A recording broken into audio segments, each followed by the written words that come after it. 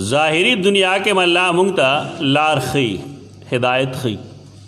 سړی مشکل کې پریوځي نه الله سره لار وښیي. نور ستوري سپوږمۍ دا مونږ ته د لارې ښودلو دپاره دي. ارته بیرته لارې قرآن بطور دلیل پیش کړی دي چې الله ارته بیرته لارې پیدا کړی دي په دنیا کې. دا دلیل دی د لار ښودلو. کلاو لارې هغې دپاره رڼاګانې دا الله رب العزت خپل حکمت سره مونږ له راکړي دي. دا جدا چې مونږ لارې هم بربادو او مونږ رڼاګانې هم خرابو. که یو کوڅه کې چېرته بلب لګېدی مونږ به خامخا ماتو. د دې لپاره چې غلا په اسانه وکړی شي. زمونږ نه قرآن سره څه کار شته نه حدیث سره څه کار شته، خپل مقصد وواسو. تکلیف چې انسان ته ملو شي امن یهدیکم فی ظلمات البر والبحر، څوک دی هغه چې لار ښیي تاسو ته په تیرو د وچې او د لوندې کې؟ څوک دی هغه؟ الله دی. د ګمراهۍ نه هم سړی بچ کوي نو الله یې بچ کوي. او په دنیا کې که انسان ته تکلیف ملو شو، ځنګل ته لاړ، لار ترې روکه شوه، نو څه وکړي؟ الله ته ځان وسپاري او الله نه لار غواړي. قرآن نه وي خلک د هغې خلاف حدیث پیش کوي چې حدیث که راځي چې کله د یو سړي نه لار یېره شي یا د هغه څاروی روک شي، نو څه وایي؟ رسول الله صلی الله علیه وسلم فرمایي چې آواز دیو کی یا عباد الله اعینونی، اے دا اللہ بندگانو زما امداد وکړئ. اے دا اللہ بندگانو زما امداد وکړئ. بیا کوم خلک چې اسناد باندې نه پوهېږي د حدیث، د هغې وایي د دې حدیث مطلب دا دی، او په دې کې لیکلي هم دي چې هلته سم ملایکي څوک وي رجال الغیبي، هغې راشي نو انسان ته لار وښیي. پتہ نه لګېږي چې دا خلک قرآن وایي که نه وایي. قرآن مجید چې کومه خبره کوي دا سل په سلو کې قطعي یقیني ده، دې کې څه شک شبه نه. لیکن حدیث چې راځي نو حدیث په خپل ثبوت کې خپل وجود ته محتاج دی، خپل صحت ته محتاج دی. هغه صحت د هغه راځي په اسناد باندې. دا علماء دی ما چې کما جمله ویلا یا عباد الله اعینونی، دا دې علاقو کې وشمېره خلکو خپلو کتابونو کې لیکلي، پښتو کتابونو کې هم لیکلي، سوات علاقو کې بشمېره خلک د هغې خپلو کتابونو کې لیکلي. ولې راځي حدیث ته. مونږ چې دا قسمه حدیث وګورو نو مونږ پوه شو چې دې بیچارهګان ته هېڅ پته نشته، داسې وخت ضایع کوي. دا قرآن هم ښیي څنګه شیخ القرآن دی، او دا حدیث هم ښیي څنګه شیخ الحدیث دی چې دی د یو حدیث په بنیادي خبره نه پوهېږي چې آیا دا حدیث صحیح هم دی. یو حدیث چې کله صحیح وي د هغې نه استدلال سل په سلو کې د مسلمانانو کار دی، کوي به ته استدلال. لیکن حدیث په خپل وجود کې په خپل صحت کې اسناد ته محتاج دی. دې خلکو ته ځای نه دی معلوم چې دا چا لیکلی دی. ځای به ورته زه وښیم. دا حدیث لیکلی دی المعجم الکبیر کې طبرانی ډېر لوی عالم دی، د خپل کتاب کې المعجم الکبیر کې دا حدیث لیکلی دی. تر هغې 19 جلد دی او صفحه نمبر 117. په دې کې حدیث دی دا 290. په دې خبره باندې شاید عوام دوکشي چې سړی دا وایي چې دا حدیث دی. د عالم کار دی چې اول هغه د حدیث بنیاد وګوري چې دا حدیث صحیح هم دی. څومره چې یو څیز قیمتي دومره پای کې ملاوټي. پایو کې خلک اوبه ولې اچوي، پوډر پکې ولې اچوي، دا قیمتي شی دی، دا هر چا پکاري. دوایان ډیر قیمتي شی دی، د انسانانو ژوند دغې سره تړلی شوی دی. نو په هغې کې ولې خلک ملاوټ کوي؟ په دې وجه کوي چې قیمتي څیز دی. نو په دې ځان پوهېږه چې خلک ایمان کې ملاوټ کوي ځکه چې ډېر قیمتي دی. احادیثو کې ملاوټ کوي ځکه دا ډېر قیمتي دي. د حدیث د ثبوت دپاره د هغې د سند ضرورت دی. سند څه ته وایي؟ دا حدیث دلته کې څنګه راورسېد؟ چا راورسو؟ کم صحابي چې نقل کړی د هغه نه کم تابعي نقل کړی د هغه نه چا نقل کړی د هغه نه چا نقل کړی د هغه نه چا نقل کړی، څنګه دا حدیث امام طبراني ته راورسېد؟ امام طبراني د دې سند لیکي. دی وایي موږ ته حدیث بیان کړی دی حسین بن اسحاق تستری، هغه یې موږ ته حدیث بیان کړی د احمد بن یحیی الصوفي. الصوفي راغی بګې د شان ورشاه کشمیری شاګردان دي، هغې هم دا حدیث نقل کوي.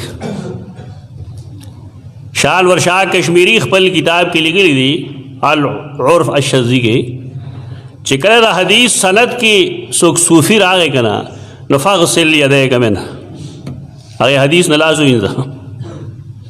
دا به صحیح نه وي. دا دعوی کې ایسے مونږ دیوبندیان یو، تا دیوبند لیدلی نه په سترګو باندې، او که دیوبندی یې نو تا د خپلو استادانو څه پته نشته چې هغې تا ته څه ښوولي دي. هسې بوس الوزی رالوزی. صوفیاء کرام د هغې کار چې کوم دی خپل تصوف سره دی. صوفیا په حدیث نه پوهېږي. صحیح مسلم مقدمه کې امام مسلم لیکي یجری الکذب علی السنتهم، د دې صوفیاو په ژبو باندې دروغجنې خبرې هسې تېرېږي بلا اراده شروع شي. کذب معنا موږ خطا کوو، خطا خبرې پې هسې شروع شي. امام نووي د هغې وجه ښیي چې چونکې د خلکو اوړنا بیچونا تصوف دی، تزکیه ده، حدیث دی نه ویلي. د دې وجه نه دی چونکې په هر مسلمان باندې ظن المؤمنون خیره، په مؤمن د خیر ګمان کوئ، نو چا چې ورته څه ویلي پیغمبر ته منسوب کړي دی په تحقیق پوهېږي نه، نو دی هغې ته حدیث وایي. چا چې صحیح مسلم ویلي نو هغه په دې خبره پوهېږي. خو کله چې مونږ د علماو دا حدیث واورو نو پوه شو دی بیچاره صحیح مسلم نه دی ویلی. داسې د نوم خلق یې راجمع شوي، لیکن صوفي چې راغی خبره ختمه شوې ده. ولې دی په حدیث نه پوهېږي، دی د حدیث نه صحت پېژني نه عدم صحت پېژني، دی په هر چا باندې د خیر ګمان کوي، دی یو دروغجن هم رښتینی ګڼي. د دې وجې نه محدثین د صوفیاو په نقل کړی شوي روایتونو باندې اعتماد نه کوي.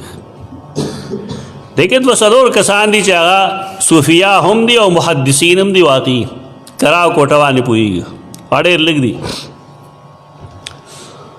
هغه وایي موږ ته حدیث بیان کړی عبدالرحمن بن سهل، هغه وایي ما ته خپل پلار روایت کړی دی سهل د عبدالله بن عیسی نه.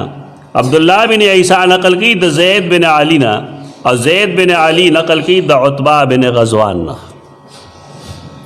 څه نقل کوي؟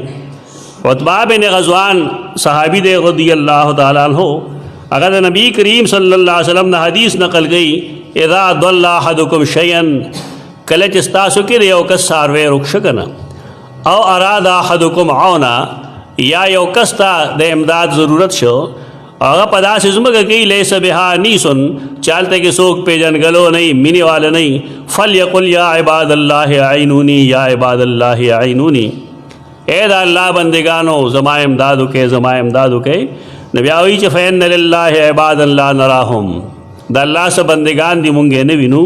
ورپسې لیکي وقد جرب ذلک، په دې تجربه کړې شوې ده. اول ځان په دې پوهه کړئ چې دین په تجربو نه ثابتېږي. ته دین دپاره د قطعي دلیل ضرورت دی. د ایاک نستعین څه معنی ده؟ دا صراحتاً د ایاک نستعین خلاف دی. او د اسناد کې څه چل دی؟ هغه زه وایم تاسو ته دې لپاره چې خبره ورسي کوم ځای پورې چې اواز ځي. دې آخری راوی دی عتبہ بن غزوان رضی اللہ تعالیٰ عنہ. عتبہ بن غزوان د وفات شعر په 2 شپې په سیدنا عتبہ بن غزوان وفات شعر 17 ہجری کې. او دا کم د دن راوی چې دی زید بن علی دا پیدائش شعر په 79 ہجری کې. 79 ہجری کې یو کم اتیایم کال کې یو سړی پیدا کیږي. ناغه نقل کوي دا سړی نه چې داغه وفات شعر په 17 ہجری کې. یو بلی لیدل